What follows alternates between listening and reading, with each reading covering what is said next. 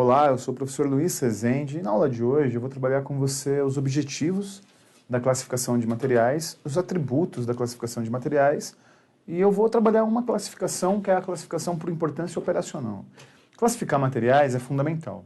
Se não existe classificação, não existe estoque, não existe movimentação, não existe uso de materiais, não existe compra. Mas por que classificar?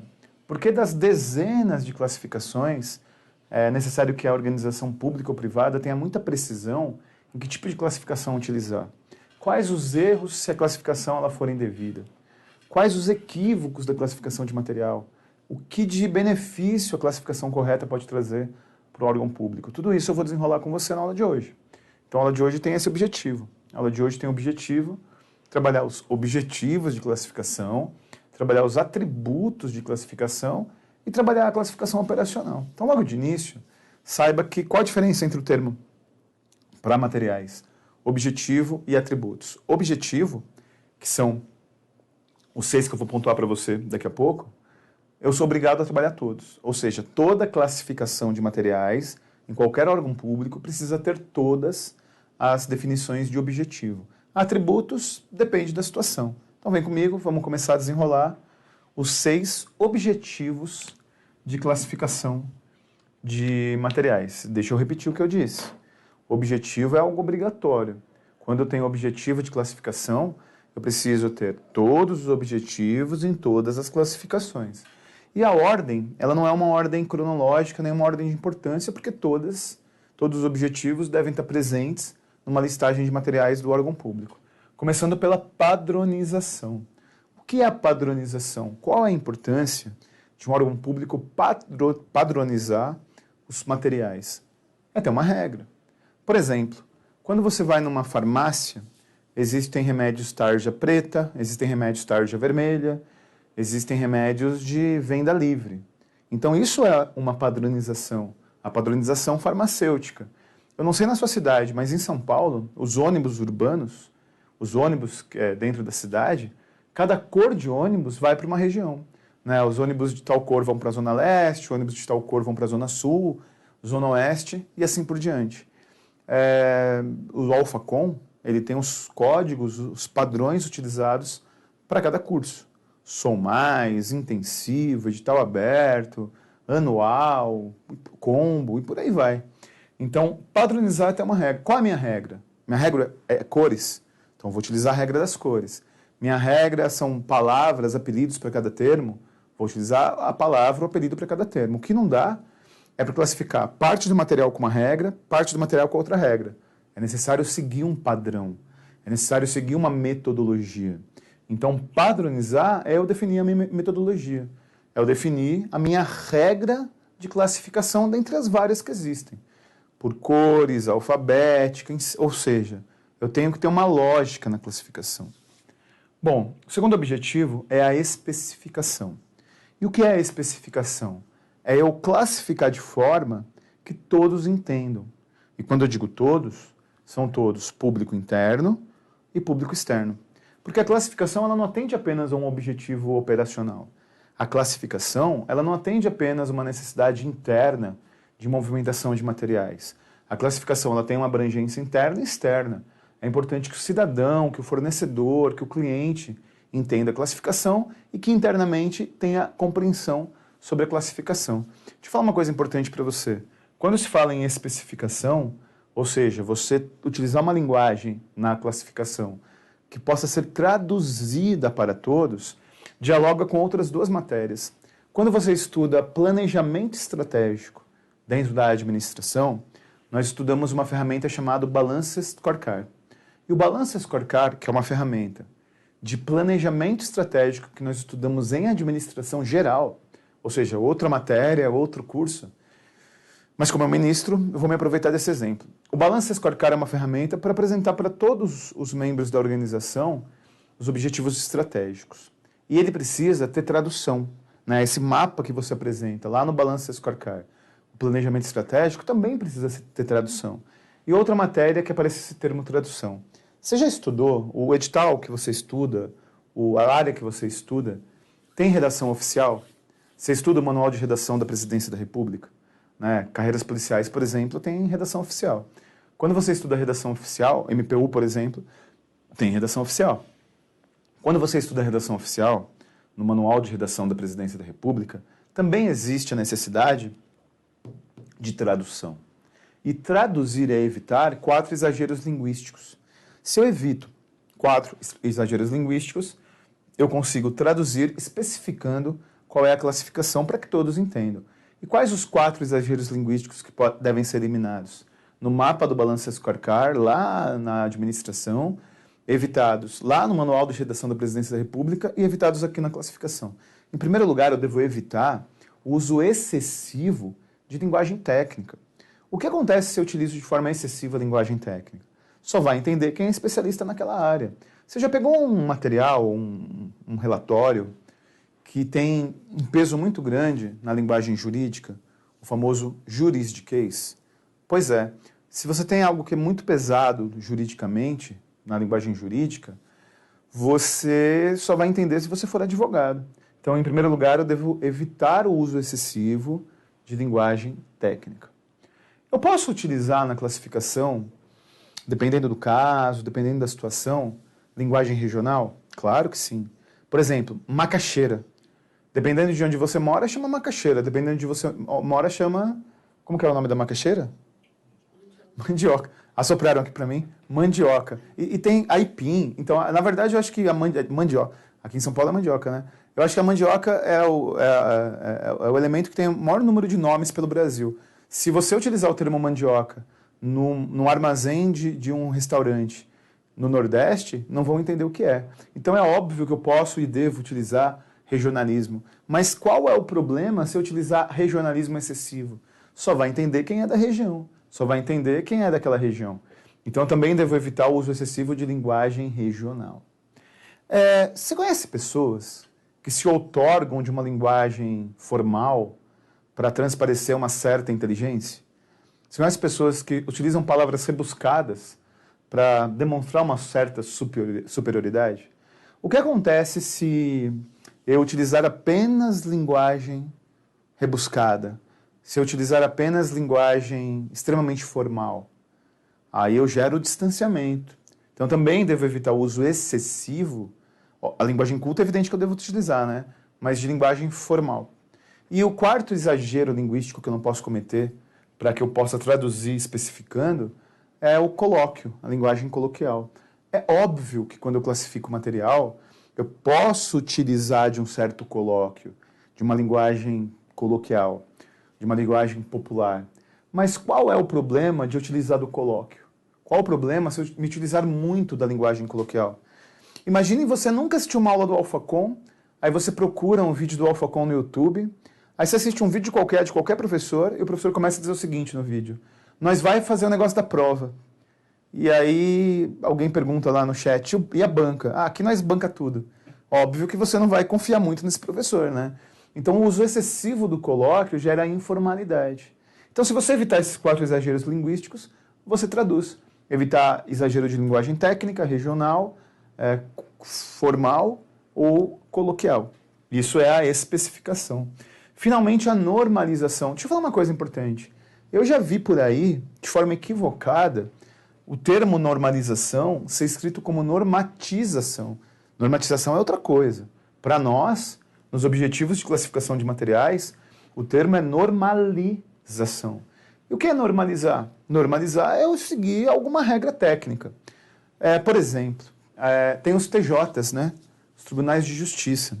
O maior tribunal de justiça da América Latina é o TJ de São Paulo, o Tribunal de Justiça de São Paulo. E o Tribunal de Justiça de São Paulo, tanto para a capital quanto para o interior do estado, ele tem uma segunda fase que é prova prática. E a prova prática do TJ de São Paulo, não sei se outros TJs têm, alguns têm, outros não, né? Prova prática é de digitação, formatação e digitação. Então, nos editais do TJ de São Paulo, aparece lá, na segunda fase, digitação, formatação, em teclado, ABNT2. E por que a banca organizadora, no caso do TJ Vunesp, faz questão de especificar e normalizar o teclado ABNT2? Para que você saiba quais as regras que tem que seguir. Então, a Associação Brasileira de Normas Técnicas, ela apresenta algumas normalizações que devem ser seguidas para materiais. Eu tenho um aluno do Presencial de São Paulo que ele herdou uma marcenaria do pai dele.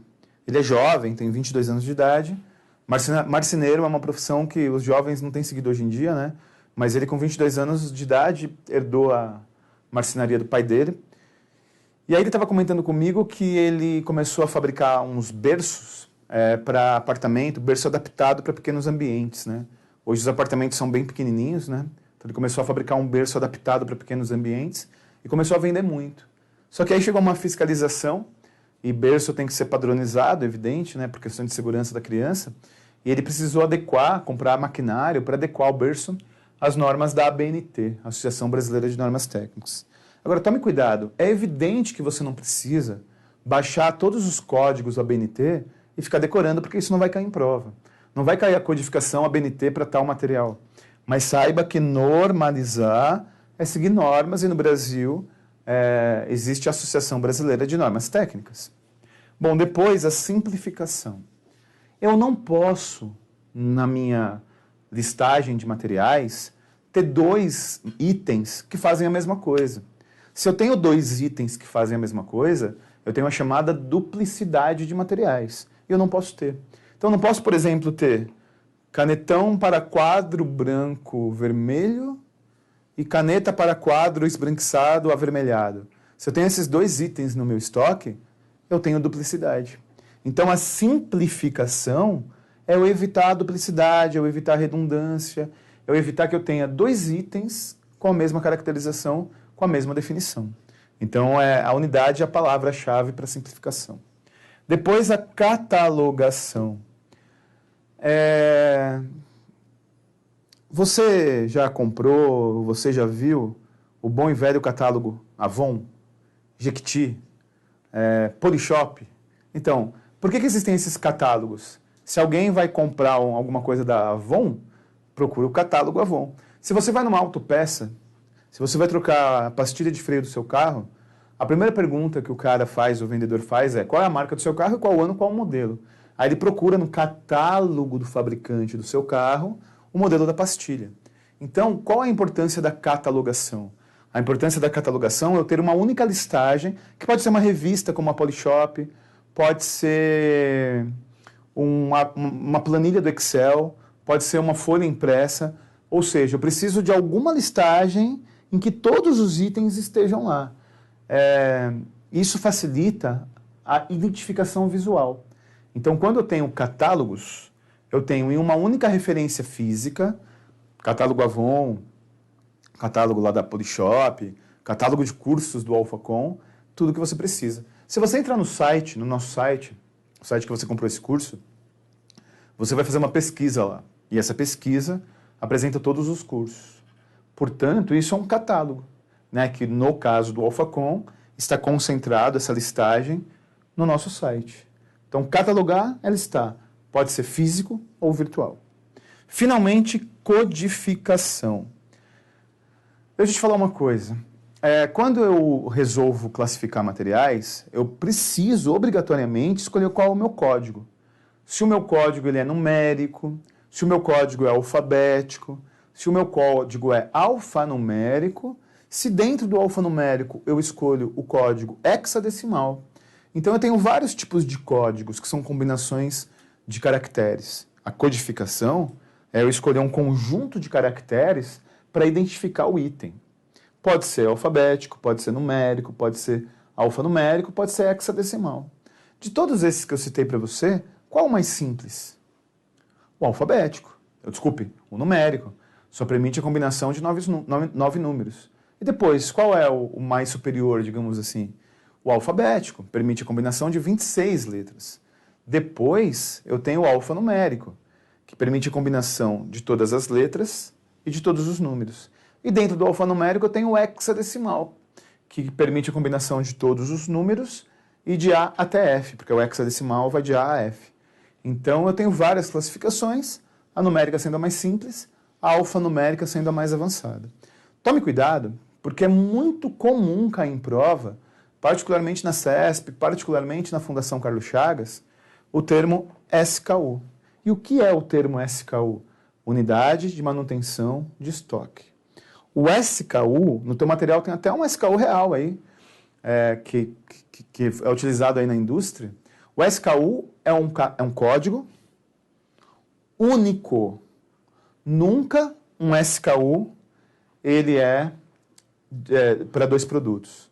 E nunca um produto tem dois SKUs. Então o SKU ele dá informações. Aí no teu material, dá uma olhada aí na sequência do material. No teu material, o SKU que eu deixei ali, ele fala que é calça leves, fala que é calça jeans, fala que é leg, fala que é número 36 e fala que a calça é verde. Ou seja, eu bato o olho na caixa, eu já tenho o SKU, eu não preciso abrir a caixa para ver qual item. Imagine que eu trabalhe no porto, com container. Eu não preciso abrir todos os containers para ver qual tem ursinho de pelúcia. Basta bater o olho no SKU, e o SKU me dá informações sobre o fabricante, sobre o produto e sobre as especificidades do produto. Deu para entender? Então o SKU é a unidade de manutenção de estoque, que é um código alfanumérico. Olha aí esse SKU que está no teu material. Ele é alfanumérico, ele tem letras e números. Ele tem letras que vão além do F, então ele não é hexadecimal, ele é apenas alfanumérico. E ele é um código único vinculado a um item. Então qual é o mapa mental para você saber quais os objetivos? Padronizar é escolher uma regra de classificação.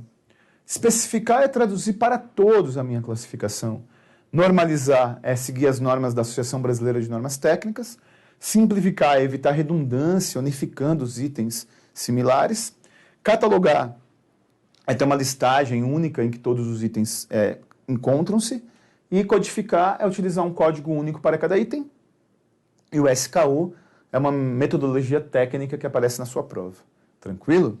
Bom, fora os objetivos, que foram esses que eu acabei de citar, existem também os atributos. Vem comigo, vamos desenrolar os atributos de classificação de materiais agora.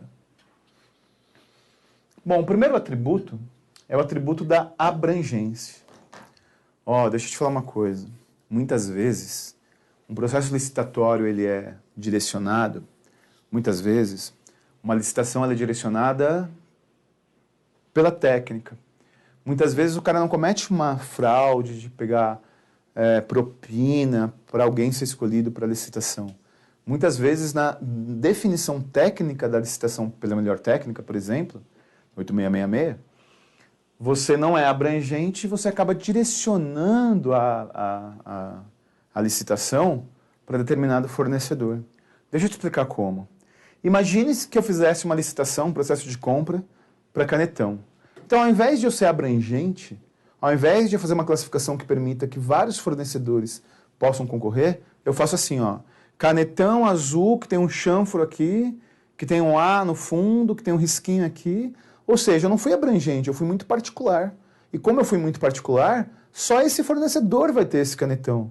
Eu não sei se você viu, numa cidade do sul do país, não me lembro qual estado do sul, numa Assembleia Legislativa de um estado do sul, melhor dizendo, no estado, fizeram uma licitação para carros oficiais. Só que era tão específico a definição técnica que só uma marca de automóveis pôde concorrer.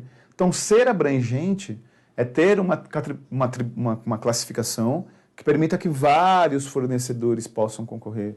É não ser muito detalhista, é não ser muito específico. Bom, depois o critério da praticidade. Tome cuidado, porque a CESP-UNB, por exemplo, ela utiliza muito a terminologia praticidade, mas também pode aparecer como simplicidade. Praticidade ou simplicidade. O que é praticidade ou simplicidade? É não utilizar códigos de 10 linhas. É não utilizar códigos muito grandes. Atenção ao que eu vou dizer. É utilizar a menor quantidade de informações possíveis. Por exemplo, se eu chego para o cinegrafista e digo, quebra o galho para mim, vai lá na farmácia, vai lá na lanchonete e compra para mim 2 hambúrgueres, alface, queijo molho especial, Coca grande, e cebola e Big Mac. Eu dei a piada. E batata grande. Ele já sabe o que fazer. Ou seja, eu fui prático. E se eu chego para ele e digo, compra um lanche, 2 hambúrgueres, alface, Coca grande, batata com o vendedor João, que trabalha às 18 horas, é desnecessário.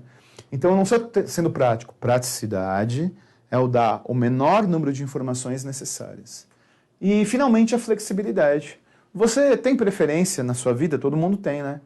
Eu tenho preferência por pó de café, por bebida, por pizza, chocolate, mas eu preciso ser flexível. E por que eu preciso ser flexível? Porque muitas vezes os órgãos públicos, eles fazem compra conjunta. Por exemplo, imagine a operação, a força-tarefa da Lava Jato. Envolve a Polícia Federal, envolve o Ministério Público, envolve a Receita Federal. Então imagine uma compra feita por 3 órgãos que cada um tem a sua regra. Então ter flexibilidade é saber que às vezes eu preciso fazer adaptações, que às vezes eu preciso me adequar para poder adquirir o produto. Então é assim, né? Esses são os objetivos, esses são os atributos. Agora eu vou aproveitar para apresentar uma outra classificação para você dentro das várias classificações que eu vou trabalhar na aula. Vou apresentar para você a classificação por... Isso aqui já é tipo de classificação. Importância operacional. Quando eu faço estoque dos meus bens, eu preciso saber qual a importância operacional deles. Então, qual é a classificação por importância operacional? Você vai perceber que segue uma certa linha lógica, o que eu vou dizer para você. Em primeiro lugar, materiais produtivos.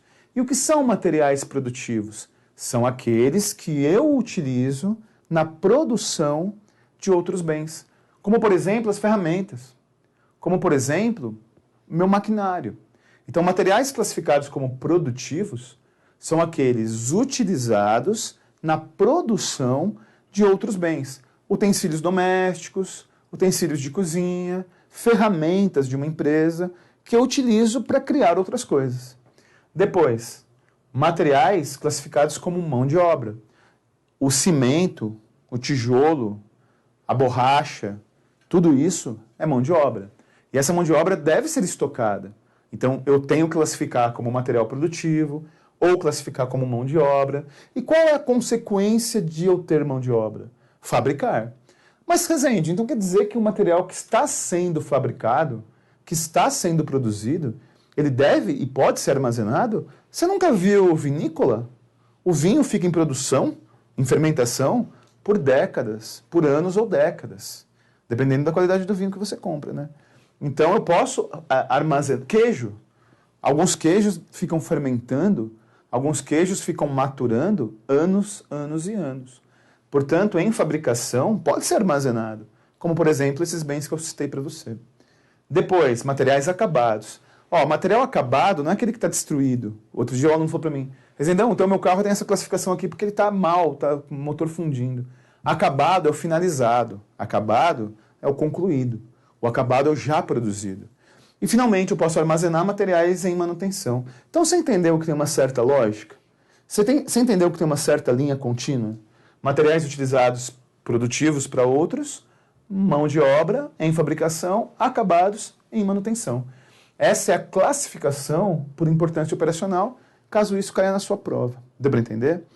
Olha, a aula de hoje ela foi fundamental porque eu trabalhei 2 elementos muito importantes. O primeiro elemento muito importante que eu trabalhei é o elemento dos objetivos, que eu listei para você. E o outro são dos atributos. Isso cai muito em prova. É impressionante como nas provas cai objetivos e atributos. E vamos lá, vamos entender como todos esses aspectos que eu trabalhei com você na aula de hoje caem na tua prova. Eu vou trabalhar questões da CESP-UNB, que são questões mais práticas para trabalhar nos exercícios. Você tem uma lista de questões aí no seu material, então eu vou imediatamente para a leitura da primeira questão. Vamos lá. A abrangência, a flexibilidade e a praticidade constituem atributos para a classificação de materiais. Engraçado, né? Essa questão ela fala dos atributos.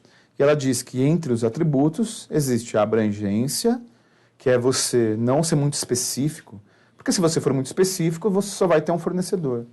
A flexibilidade, ou seja, você comprar um similar, se não tiver a marca que você gosta, comprar outra marca. E, finalmente, a praticidade, que é a simplicidade. Dá o menor número de informações necessárias. Perfeito. Essa questão está correta. Essa questão apresenta todos os atributos de materiais. Vamos imediatamente para a leitura da próxima questão. A abrangência, a flexibilidade e a praticidade são consideradas na classificação de materiais. Mas os diversos tipos de classificação precisam ser analisados separadamente, visando seu agrupamento de todos os materiais com características comuns. Vem comigo, essa questão está um pouco complexa, né? Por que essa questão está um pouco complexa? Porque, em primeiro lugar, de forma correta, ela apresenta os atributos que você está cansado de ver. Flexibilidade, praticidade e abrangência. Só que ela diz que os materiais devem ser analisados e classificados separadamente. O que é classificar? Classificar não é agrupar por similaridade? Se classificar é agrupar por similaridade, eu não devo analisar separadamente, eu devo analisar conjuntamente cada grupo. Por isso que essa questão está erradíssima. Próxima questão, vamos para o material.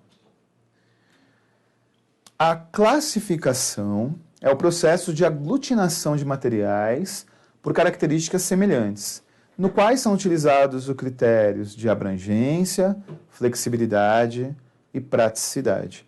Aqui ela utiliza um termo sinônimo, né? Aqui ela fala de critérios.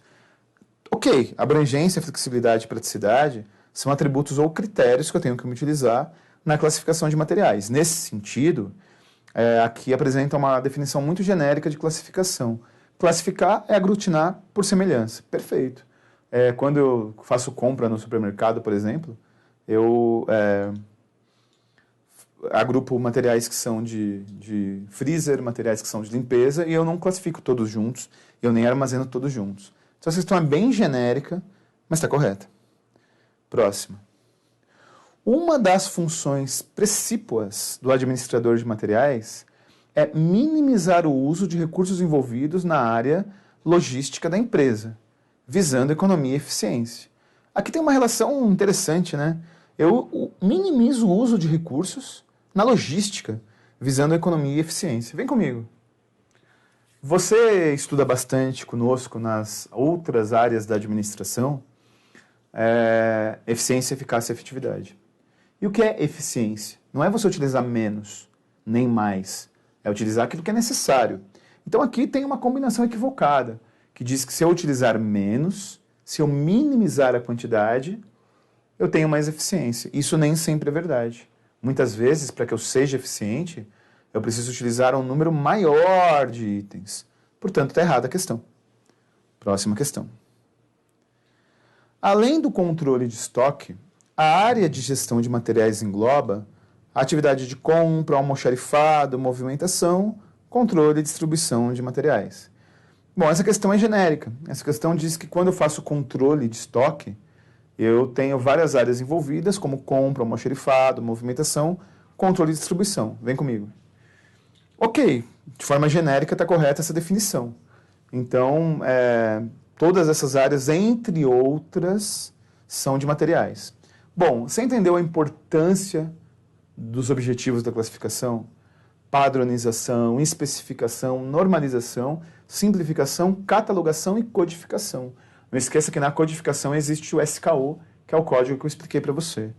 Entendeu que os atributos são da simplicidade, da abrangência, da flexibilidade. Simplicidade pode ser também praticidade. E a classificação operacional, ou ele é utilizado na produção de outros, ele tem importância operacional, ou é uma matéria-prima, ou está em fabricação, ou já está acabado, ou está em manutenção porque quebrou. Essas são as classificações por importância operacional. Muito obrigado por ter assistido essa aula até o final, pela paciência de ter ficado até aqui. Força e honra, estou com você até a sua aprovação.